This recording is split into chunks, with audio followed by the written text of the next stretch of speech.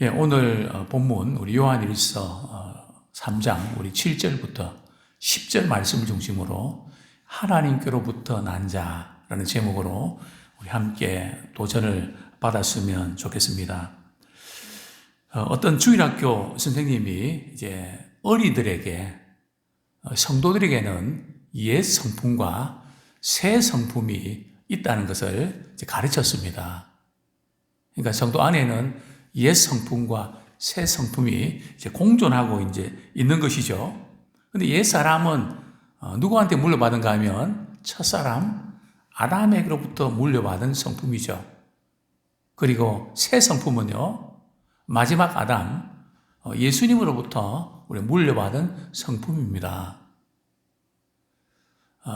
이제 그러면서 선생님이 옛 성품의 사람인지 새 성품의 사람인지 어떻게 알 수 있을까요? 그러니까 어떤 아이가 눈을 이제 반짝거리면서 이렇게 말했습니다. 우리가 어떻게 죄를 짓는 것일까요? 이렇게 선생님 다시 이제 물었더니 이 아이가 이렇게 말했습니다. 문을 똑똑 두드렸는데 제일 먼저 나온 사람이 옛 성품이면 그게 바로 죄를 짓게 되는 거라는 거죠. 그러면 새 성품은 어떤데? 누가 문을 똑똑 두드렸을 때 새 성품이 나오면 그 죄를 이길 수 있다는 거죠. 우리는 누가 사단이 말이죠, 우리에게 녹화하고 유혹할 때 어떤 성품이 먼저 나오나요? 옛 성품입니까? 새 성품입니까? 물론 둘 다 나오겠죠. 비율이 어떻습니까? 안타가 어떻습니까? 여기에 따라서 우리 신앙의 성숙도가 결정된다는 거죠. 우리는 두 가지가 다 있는데요. 과연 어떤 게 먼저 나오나?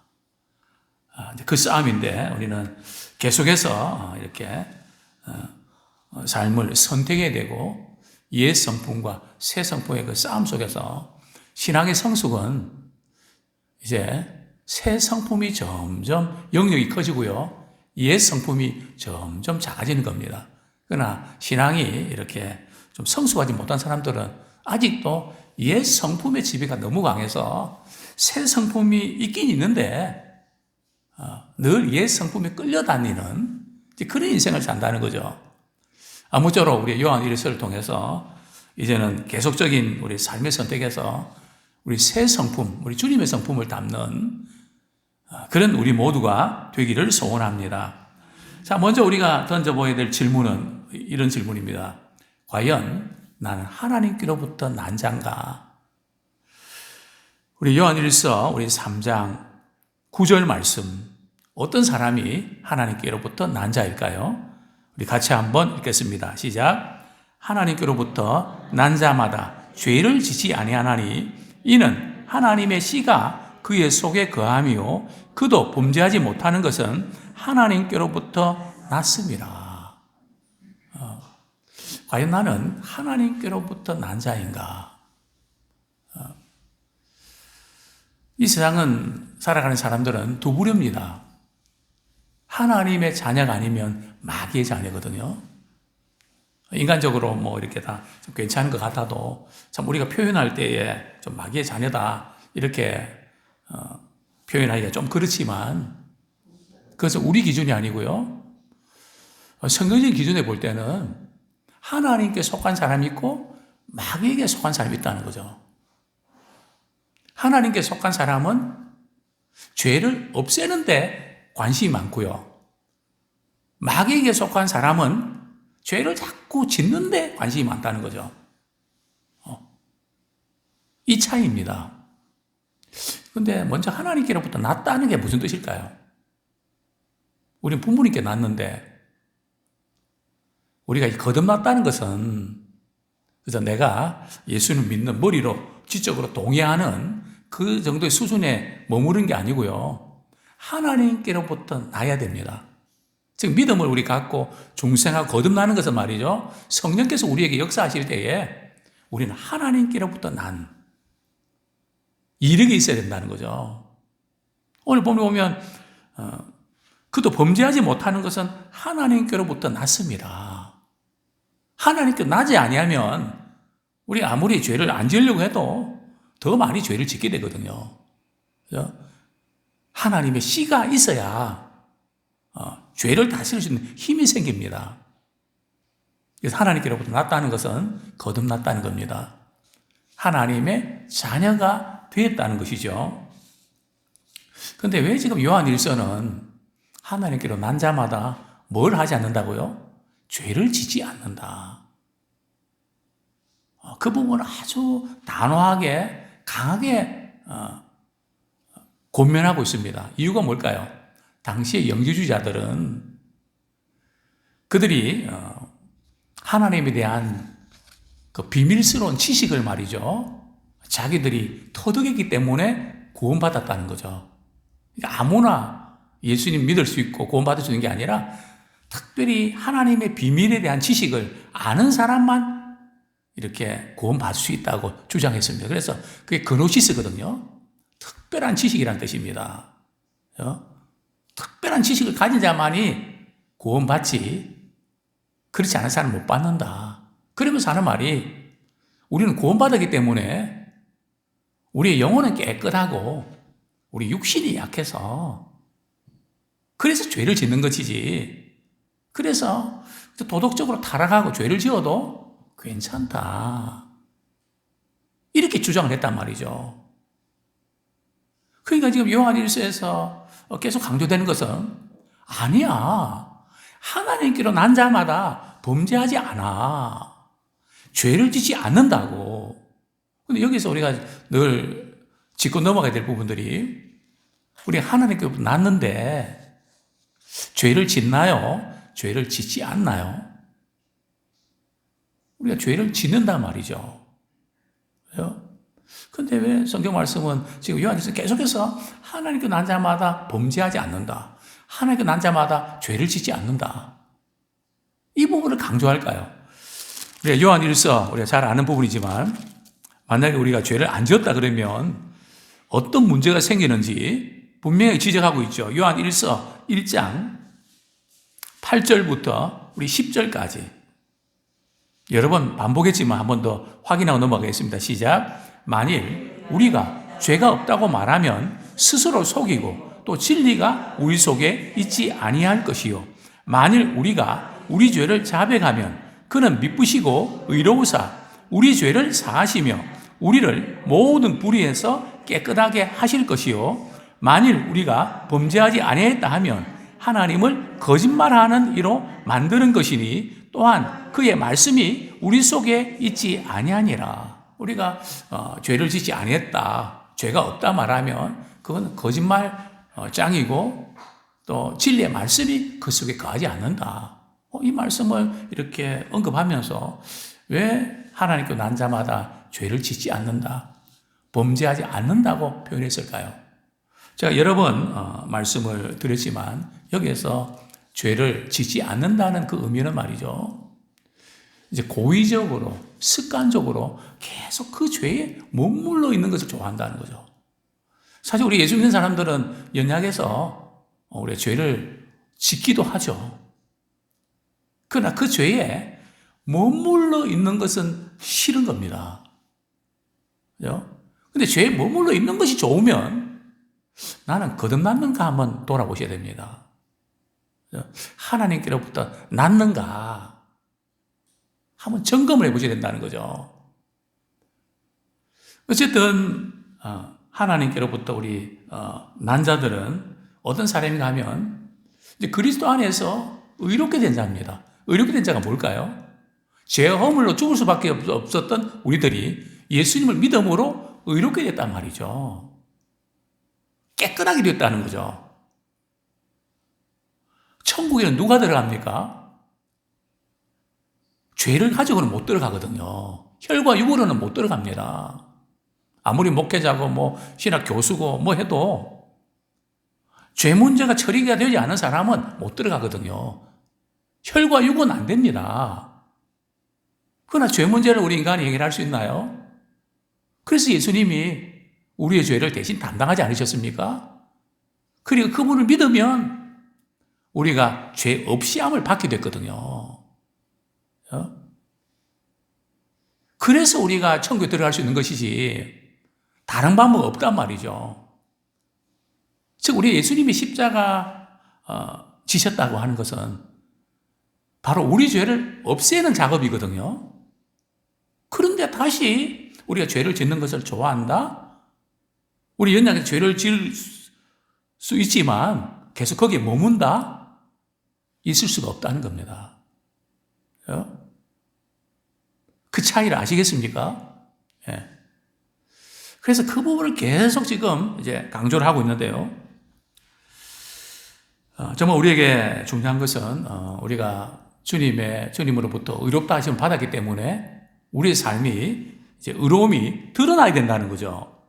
요한일서 3장 7절 말씀 같이 읽겠습니다. 시작. 자녀들아, 아무도 너희를 미혹하지 못하게 하라. 의를 행하는 자는 그의 의로우신 것 같이 의롭고. 그죠? 우리가 예수 믿어서 우리가 의롭다함을 받았다면 주님이 의로우신 것처럼 우리도 그분의 의로움, 주님의 성품을 드러내야 된다는 거죠. 그런데 나는 예수 믿고 하나님 자녀가 되었어요. 그러나 우리가 육신이 약해서 자꾸 죄를 짓는 거 하나님도 이해해 주실 거예요. 우리는 자꾸 이 부분에서만 강조를 한단 말이죠. 그렇지 않다는 거죠. 여기 의롭다고 하는 것은 하나님과 올바른 관계에 있다는 겁니다. 죄 문제가 끼어들면 하나님과 불편한 관계가 생긴단 말이죠. 사람과의 관계도 그렇지 않습니까? 하나님과의 관계도 이 죄 문제가 들어가면 하나님을 멀리하게 돼 교회도 가기 싫고 막 그런 일이 벌어진단 말이죠. 아담 하와가 선악과를 따먹고 그렇게 에덴 동산에서 하나님과 가까이 지냈던 그들이 어떻게 합니까? 여호와의 낯을 피해서 숨지 않습니까? 우리가 죄를 지으면 숨게 돼 있거든요. 그렇기 때문에 우리는 그의 의로우신 같이 의로움을 나타내야 된다. 뭐 우리가 무슨 예수님입니까? 물론 우리가 예수님 아니고 부족한 건 많지만 우리는 그분의 성품을 우리가 닮아야 되고 나타내야 됩니다. 저분은 예수 믿는 사람 같다 이래야지. 저분은 그 중국 집에 그냥 배달원 같아. 물론 중국집 배달원이 어땠어요? 우리는 예수님의 그런 분위기가 나타나야 됩니다. 얼굴에서 나타나야 되고 말에서 나타나야 되고 뭔가 우리 속에 말이죠. 예수님의 영이 계시잖아요. 주님의 사랑을 받고 있잖아요. 그러면 그것이 나타나야 된다는 거죠. 그렇습니다. 자, 두 번째로 그리스도인이 죄를 지을 수 있을까요? 우리 8절, 9절 같이 읽겠습니다. 시작. 죄를 짓는 자는 마귀에게 속하나니 마귀는 처음부터 범죄함이라. 하나님의 아들이 나타나신 것은 마귀의 일을 멸하려 하심이라. 하나님께로부터 난 자마다 죄를 짓지 아니하나니 이는 하나님의 씨가 그의 속에 거함이요 그도 범죄하지 못하는 것은 하나님께로부터 났음이라.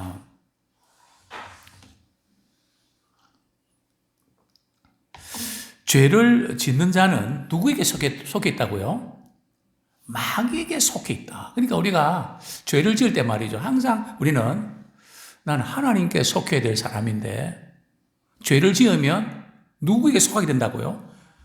마귀에게 속하게 된다는 거죠.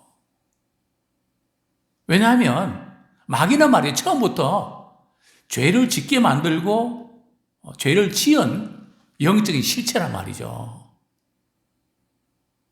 그래서 항상 우리가 죄를 지을 때 우리가 어느 쪽으로 하고 있다고요? 마귀 쪽으로 가고 있다는 것을 빨리 직시해야 됩니다. 그죠? 내가 하나님의 자녀인데 내가 죄를 지어서 내가 마귀에게 속해?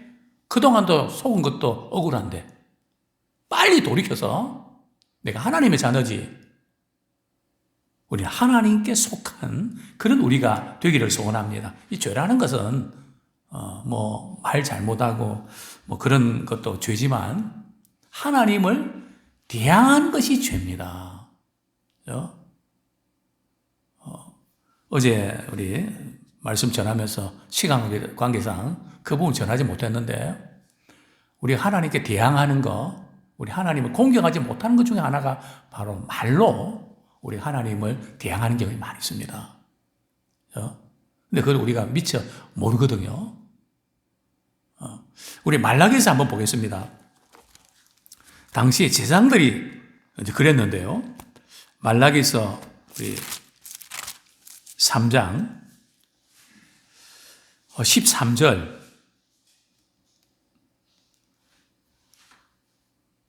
부터 15절까지 한번 같이 읽겠습니다. 시작. 여호와가 이르노라 너희가 완악한 말로 나를 대적하고도 이르기를 우리가 무슨 말로 주를 대적하였나이까 하는도다. 이는 너희가 말하기를 하나님을 섬기는 것이 헛되니 만군의 여호와 앞에서 그 명령을 지키며 슬프게 행하는 것이 무엇이 유익하리요. 지금 우리는 교만한 자가 복되다 하며 악을 행하는 자가 번성하며 하나님을 시험하는 자가 화를 면한다 하노라 함이라. 그러면서 이제 말로 하나님을 대적하는. 그래서 우리가 참 이스라엘 백성들이 광야에서 말이죠. 좀 목이 마르고 그러면 기도하면 되잖아요. 하나님 목이 마른데 너무 힘듭니다. 저희들에게 마실 것 주십시오. 그러면 하나님 주신단 말이죠. 근데 그들은 항상 어떻게 했습니까? 우리를 왜 여기까지 데려와갖고 이 고생시키고 우리를 죽이려고 하십니까? 그동안 받은 은혜를 헷가닥 뒤집어 버리는 거예요. 제가 헷가닥 표현을 많이 썼는데. 그래서 제일 안 좋은 케이스가 말이죠. 은혜를 뒤집는 겁니다. 그죠? 우리가 좀 섭섭하고 힘든 일이 있어도 은혜는 은혜로 남아있는 거거든요. 근데 그 은혜를 뒤집어서 말이죠. 하나님께서 우리를 여기까지 인도한 거죠. 우리를 죽이려고 인도한 거냐고. 그죠? 현실 어려운 것 때문에 그동안 받았던 은혜를 다 그냥 쏟아버리는. 이제 그런 케이스죠. 근데 이제 멸망했던 것 중 하나가 바로 원망 아닙니까? 그죠? 그리고 원망은 멸망시키는 자가 우리를 유혹하는 하나의 무기입니다. 그죠? 우리 하나님께서 범사에 어떻게 하라고요? 감사해라. 물론 분별력 가져야 되죠. 뭐 어딘 좋다 그런 게 아니고요. 우리가 또 바르게 분별하고 바르게 나가는 항상 그런 중심 가져야 됩니다. 그러나 받은 그 은혜를 뒤집는. 그래서 우리가 이렇게 힘들고 어려울 때에 막 원망이 터지고 막 섭섭한 게 터지고 이럴 때 말이죠. 이걸 발설하지 마십시오. 그걸 반대로 말하십시오. 그렇죠? 정말 목회자지만 저도 원망 불평하고 싶을 때가 있거든요. 그러나 그때마다 우리는 원망 불평하면 누구에게 속한다고요? 마귀에게 속하는. 그렇죠? 항상 그 부분을 우리가 늘 바꾸어서 승리하는 우리가 되기를 소원합니다. 왜냐하면 그리스도께 속한 사람은 의를 행하게 되어 있거든요. 근데 마귀는 오늘 보니까 처음부터 범죄함이래요. 어디서부터요? 에덴 동산에서부터. 그죠? 하와와 아담을 미혹시켜서 죄를 짓게 만들잖아요. 그죠? 그렇기 때문에 마귀는 죄에 속해 있고, 자, 그런데 이 죄 문제를 해결하는 방법이 뭡니까? 우리 9절에 보면, 8절 하반절에 보면, 하나님의 아들이 나타나신 것은 마귀의 일을 멸하려 하심이라. 하나님의 아들은 누굽니까? 예수 그리스도시잖아요. 그분이 오심은, 즉, 우리가 예수님이 초림하셨던 이유는 뭔가 하면, 마귀의 일을 멸하시기 위해서, 마귀의 일이 뭡니까? 죄를 짓게 만드는 것을 죄를 없애기 위해서 오셨다는 겁니다. 그래서 우리는 항상 치열하게 말이죠. 죄를 짓게 만드는 그 부분과는 싸워서 어느 정도까지 말이죠. 피 흘리기까지 싸워서 이겨야 됩니다. 거기 굴복하면 안 된다는 거죠. 죄의 소원은 내게 있지만 너는 죄를 다스리라. 하나님이 직접 가인에게 말씀하셨는데도 가인은 말 자기 기분, 감정 이기지 못해서 그냥 동생 아벨을 죽이고 말지 않습니까? 말씀을 들었음에도 불구하고 그런 일들이 일어난 것을 보게 되는데요. 우리 히브리서 2장 14절, 15절. 그죠? 예수님께서 오신 목적이, 물론 우리를 구원하시기 오셨는데요. 이 구원이 뭡니까? 우리가 죄 때문에 하나님과 원수된 관계를 말이죠. 회복시키기 위해서 오신 거 아닙니까? 히브리서 2장 14절, 15절 같이 읽겠습니다. 시작. 자녀들은 혈과 육에 속해 있음에 그도 또한 같은 모양으로 혈과 육을 함께 지니심은 죽음을 통하여 죽음의 세력을 잡은 자 마귀를 멸하시며 또 죽기를 무서워함으로 한평생 매여 종노릇하는 모든 자들을 놓아주려 하심이니. 무슨 종노릇입니까? 죄의 종노릇한 사람들 말이죠. 늘 무서워하고 죽음의 공포에 붙잡혀서 말이죠. 그런 사람들, 그 죄에서 종노릇한 자들을 놓아주려고, 그 공포와 두려움에서 벗어나게 해주시려고 예수님께서 십자가에 못 박히신 겁니다. 그렇습니다. 만약에 우리 하나님의 자녀라고 하면서 죄를 즐겨하고 있다면 우리는 누구 편에 지금 서 있는 거라고요? 마귀 편에 서고 있다는 것을 우리 잊지 말아야 됩니다. 항상 우리는 예수님께서 죄를 없애기 위해서 오셨는데 우리 죄를 짓는 단계에서 우리가 머물지 않도록 늘 깨어서 우리 회개하며 돌이키는 우리 모두가 되기를 원합니다. 뿐만 아니라 하나님께 난 자마다 죄를 짓지 않는 이유가 나오는데요. 본문 9절 다시 한번 같이 읽겠습니다. 시작. 하나님께로부터 난 자마다 죄를 짓지 아니하나니 이는 하나님의 씨가 그의 속에 거함이도 그도 범죄하지 못하는 것은 하나님께로부터 났음이라. 우리 그리스도인들이 죄에 계속 머물 수 없는 것은 말이죠. 우리 안에 뭐가 있다고요? 하나님의 씨가 있대요. 그렇죠? 우리 자녀들이 태어날 때는 부모의 그 씨가 있습니다. 그렇죠? 마찬가지로 우리 믿음의 사람들에게는 하나님의 씨가 있거든요. 여기 하나님의 씨가 뭘까요? 그래서 하나님의 씨는 두 가지로 볼 수 있는데요. 첫 번째는 하나님의 말씀입니다. 그죠? 그래서 하나님의 말씀을 우리가 이렇게 갖고 있다 보면 죄를 지을 때 말이죠. 그 말씀이 생각나게 해주시거든요. 이전에도 제가 그런 말씀 드린 적이 있습니다. 군대에서 제가 이렇게 매를 맞고 이제 십몇 년 지난 후에 그분 만났을 때 정말 저는 그때 모멸감을 느꼈거든요. 중위 사모은 대위 신분인데 그것도 사병들 앞에서 매를 가는 것은 이것은 군법에 해부되거든요. 제가 신앙을 안 가졌다면, 고발했다면 그분은 엎으셔야 됩니다. 그러나 원수를 원수로 갚지 말라. 말씀이 생각나니까 참는 거죠.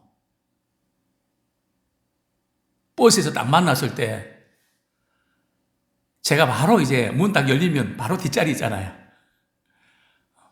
차를 타려고 그러면 붙잡고 타야 되거든요. 모르는 척 해야 되겠습니까? 자리를 양보해 줘야 되겠습니까? 저는 막 속에 싸우는 거 있죠. 그때 말씀이 생각납니다. 선으로 악을 이겨라. 악을 악으로 갚지 마라. 그 말씀이 딱 생각나니까 어떻게 했을 것 같아요? 자리를 양보해 드렸죠. 그분이 앉으시면서 미안하다고 용서해달라고. 그게 오랜전의 일인데 기억하시더라고요. 그죠? 우리 믿음의 사람에게는 말씀이 생각이 나야 돼요. 하나도 생각 안 나고 내 기분, 내 감정만 딱 거기 묶여서만 있으면 우리는 영적으로 지는 싸움이에요. 사단은 계속 별의별 생각을 다 심어주거든요. 근데 우리에게 말씀이 딱 떠올라서 말이에요. 그걸 잡아먹어야 되거든요. 그죠? 두더지 잡듯이. 그렇지 않으면 잡혀 먹는단 말이에요. 말씀이 떠야 돼요. 그죠? 뜨는 분도 있고 안 뜨는 분도 있을 겁니다. 하나도 생각이 안 나는. 그죠? 우리 이 싸움에서 우리 승리하기 원합니다. 하나님의 씨가 있으면 말씀이 생각나면 항상 기뻐하라. 내가 왜 슬퍼하지? 주님은 항상 기뻐하라고 하셨잖아. 바꿔야지. 원망불평이 생길 때 범사에 감사하라. 베푸신 은혜 생각할 때 감사한데 내가 왜 이러고 있지? 늘 우리가 이 말씀이 떠오를 때, 하나님의 씨가 있을 때 우리는 범죄치 않는, 그래서 시편 기자는 내가 범죄치 않게 하기 위해서 내 속에 말씀을 두었나이다. 이 말씀이 있으면 이게 작동한단 말이죠. 불의 길을 딱 걸어준단 말이죠. 또 여기 하나님의 씨는 성령님이십니다. 그죠? 성령께서 우리 안에 거하기 때문에, 그죠? 우리의 분노와 혈기가 있어도 그것을 다스릴 수 있는 힘이 생깁니다. 그죠? 제동이 걸려야 된단 말이죠.